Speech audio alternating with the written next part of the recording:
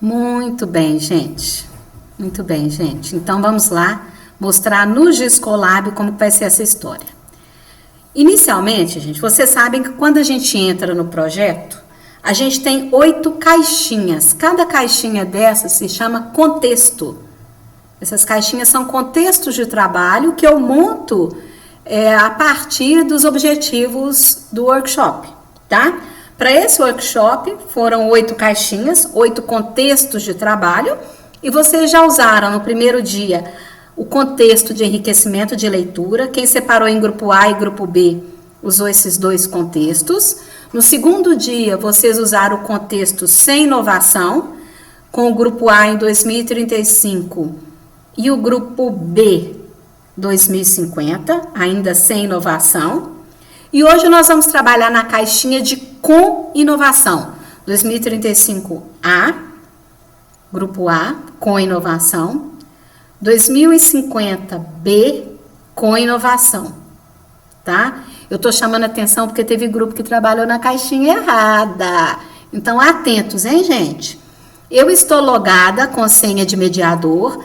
Lembrando que, enquanto vocês estiverem trabalhando todos juntos, só um vai logar com senha de mediador. Um do grupo A e um do grupo B, tá? E vai salvar. Mas, quando acabar a reunião em que estiverem todos juntos, para você complementar o seu trabalho, ou mesmo experimentar sozinho o uso da ferramenta, sozinho ou sozinha, vocês podem sim logar com a senha de mediador. É só durante o encontro que a gente evita isso e vocês entram com senhas de usuários comuns e o mediador entra com senha de mediador. Eu estou logada com senha de mediador e vou lá no meu 2035A com inovações.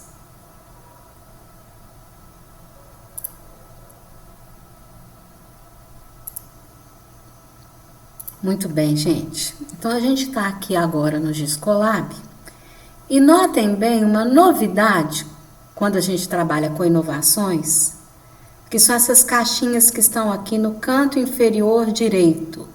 Eu posso minimizar todos os widgets e aumentar.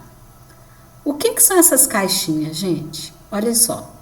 Se eu clicar em uma meta em proporção, área proposta, CO2 above proposto e CO2 below proposto. Por enquanto, gente, tá tudo zero, porque eu ainda não desenhei nada, tá? Mas à medida que eu for desenhando, esses números vão se alterando. Eu vou entrar lá no outro contexto onde eu já fiz um exemplo. Um momentinho. Então, olhem o meu trabalho nesse contexto aqui. Eu vou lá, na caixa de diálogos, nova contribuição. Eu vou pegar o verde azulado, que é a cor do crédito de carbono, né? O verde azulado. Ok. Ele é um polígono. O que eu quero? Ali eu resolvi que eu ia ampliar. Ok. Ampliar. E o que eu vou fazer? Eu vou fazer uma unidade de conservação Piririx Pororox. Ok? Vocês já sabem que não precisam se identificar, a não ser que queiram, mas tem que escrever alguma coisinha, nem que seja um ponto, uma linha, qualquer coisinha. Aí vou lá, vou pegar o meu lápis e vou desenhar aqui. Com certeza usando algum fundo que seja do meu interesse, mas hoje eu vou desenhar de qualquer maneira aqui só pra gente calcular a área, tá? Desenhei meu polígono, vou salvar. Na hora que eu olho os meus índices, a minha meta ficou em 0,54%. A minha área proposta foi de 14,71 km². O CO2 acima é esse índice daí. E o CO2 abaixo é esse índice aí. Então, gente, eu tenho dinamicamente uma análise da minha performance. Ainda falta eu propor muito para eu chegar aos 30%. não é? Mas eu tenho que planejar, se eu estou em 2035, talvez eu não cumpra 30% em 2035. Eu vou cumprir um percentual até 2035 para eu chegar à meta de 30% em 2050, certo, gente? Então, é aqui nessas caixinhas, ó, em que eu abro e fecho, para talvez elas não me atrapalharem, e à medida que eu vou desenhando polígonos, ele vai computar.